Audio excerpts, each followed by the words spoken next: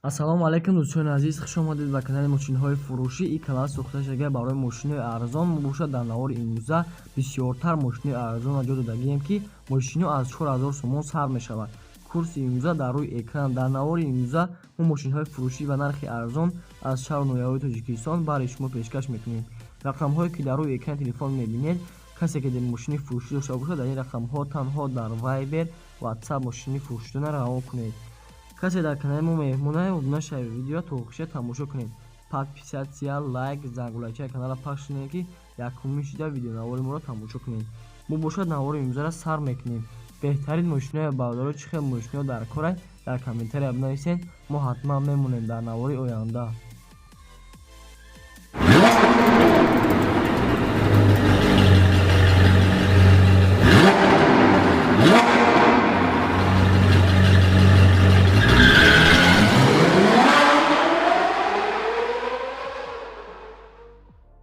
Бародаро якум мошини фурӯшӣ ваз 2101 соли барои 6977 абё моторош 06 зӯйшӯриш танҳо бензине, коробка передачаш механикае, дар ҳолати хуби техникӣ қарор дорад дар шаҳри Душанбе.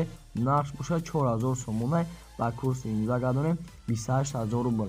Соҳиби мошин мега кузов камтар аз қод дорад, дига ҳамаш тенҷа, хадавои тӯбча, шотка, ҳамаш пачкае кор мекунад. 4 балон нав. Номерош дар рӯи экрани телефона. Занг бизанед, маълумоти бештара аз хизи соҳиби мошин дастрас намоед.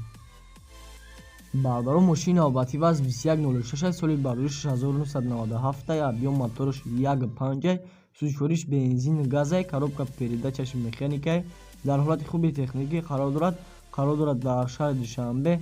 Нархш бошад 10000 сомона ба курси имза гардонем 72000 рубл. Сасияни мошини созаи нав краскаш кардагӣ, дурнуш I0 сабират кардагӣ, моторшам нав I учёт баровардагӣ, алиш мешава ба 99 ёки 07 қатъи. Номерош дар рӯи экрани телефона. Занг бизанед, вариантатона пешкаш кунед. Бародаро мошини навбатӣ ваз 2107 соли барои 16009 абё моторош 1.7 зӯйшӯриш бензин газе, коробка передачаш механикае, дар ҳолати хуби техникӣ қарор дорад дар шаҳри Душанбе. Нархш бошад 16000 сомона ба курси имза гардонем 115000 рубл. соҳиби мошин мега 4 балон нав, акклиматор нав, чихоли нав задагиай, моторш инжектор, документош ҳамаш то охири солай. Номерош дар рӯи экрани телефона. Занг бизанед, маълумоти бештара аз хизи соҳиби мошин дастрас намоед. Бародаро мошини навбатӣ ваз 2109 соли барои 16004 абё моторош 1.6 зӯйшӯриш бензин газе, коробка передачаш механикае, дар ҳолати хуби техникӣ қарор дорад дар ваҳдат. Нархш бошад 11000 сомона ба курси имза гардонем 79000 рубл.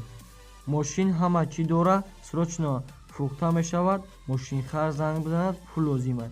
4 балон пачка, 1 сола ҳуҷҷат, губкават кардагиай, 2 электропакет, аккумулятор пачка, магнитофон, колонка, самбуфер ҳама чӣ дора, я тонировка надорад, тамом.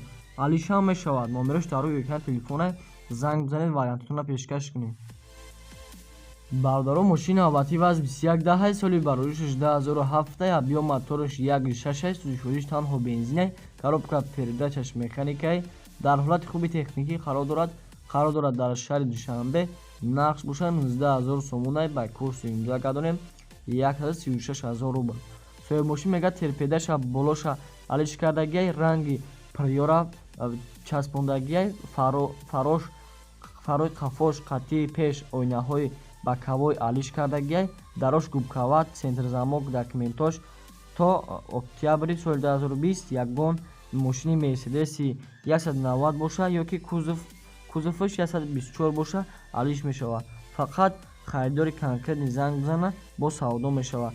Номерош дар рӯи экрани телефона. Занг бизанед, вариантатона пешкаш кунед. хуб бародаро мошини навбатӣ ваз 2114 соли барои 16006 абё моторош 1.6 зӯйшӯриш танҳо бензине, коробка передачаш механикае, дар ҳолати хуби техникӣ қарор дорад дар шаҳри Душанбе. нархш бошад 28000 сомона ба курси имза гардонем 21000 рубл. 4 балон нав, хадавои нав, ленчеронош валид надора, задагӣ пусидагӣ надора, 7 мо тонировка дора, фарош ксенон. Номерои мошина медода диққатиш. Мошинчаҳр аз худ надорад харидори конкретӣ бошад биёяд бина ҳайкна бо муомила мекунем. Савдо фақат дар пеши мошинай. Номерош дар рӯи экрани телефонай. Занг бизанед, маълумоти бештара аз худи соҳиби мошин дастрас намоед. Бардору мошини навбатӣ вазн 2115 соли бардорӣ 16,003 объём моториш 1.6 сӯзишвориш бензини газай коробка передачаш механикай дар ҳолати хуби техникӣ қарор дорад дар фархор нақш бошад 13000 сомонай ба курси 11 гардонем 93000 рубл. Соҳиби мошин мегӯяд документош то моҳи августай ду баллони пеш нав, акклиматор нав, мотор гилзават кардагиай, ходовой хатти амортизаторҳо нав. Номеро барои маълумоти муфассалтар дар рӯи экрани шумо. Бардору мошини навбатӣ вазн 21099 соли бардорӣ 16000 май объём моториш 1.7 сӯзишвориш бензини газай коробка передачаш механикай дар ҳолати хуби техникӣ қарор дорад дар ҷайҳун нақш бошад 9000 сомонай ба курси 11 гардонем 64000 рубл. Мошин масъала намехӯрад, моториш десяткаҳай, инжектор хулоса нормални, состояниш зурай, пусидагӣ надорад, суръатош ҳози гирифтагиай бемоҳика. Харидори конкретӣ занг бизанад, бо савдо мешавад. Номерош дар рӯи экрани телефонай. Занг бизанед, вариантатонро пешкаш кунед. Бардору мошини навбатӣ Daewoo Matiz бардору дар комментария хоҳиш карда будем, ҳам хоҳиши шуморо иҷро кардем. Соли бардорӣ 1999 объём моториш 1.3 сӯзишвориш бензини газай коробка передачаш механикай дар ҳолати хуби техникӣ қарор дорад дар шаҳри Душанбе нақш бошад 17000 сомонай ба курси 19 гардонем 122000 рубл. Соҳиби мошин мегӯяд 4 баллон нав, акклиматор нав, яксола ҳуҷҷат дорад, бо савдо мешавад. Номеро барои маълумоти муфассалтар дар рӯи экрани шумо. Бардору мошини навбатӣ Opel Astra F дар кузофи хачибек соли бардорӣ 1994 объём моториш 1.4 сӯзишвориш танҳо бензинай коробка передачаш механикай дар ҳолати хуби техникӣ қарор дорад дар шаҳри Душанбе нақш бошад 18000 сомонай ба курси 19 гардонем 129000 рубл. Срочно бардору мошин айвагон моториш 1.4 ремонт бикана намезанад. Экономични дар 100 км 5.5 литр бензин мехӯрад. Газ умуман задагӣ нест, ҳамаи ҷош кор мекунад 100%.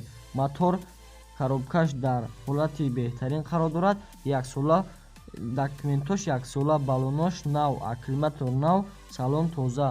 Номерош дар рӯи экрани телефонай. Занг бизанед, вариантатонро пешкаш кунед.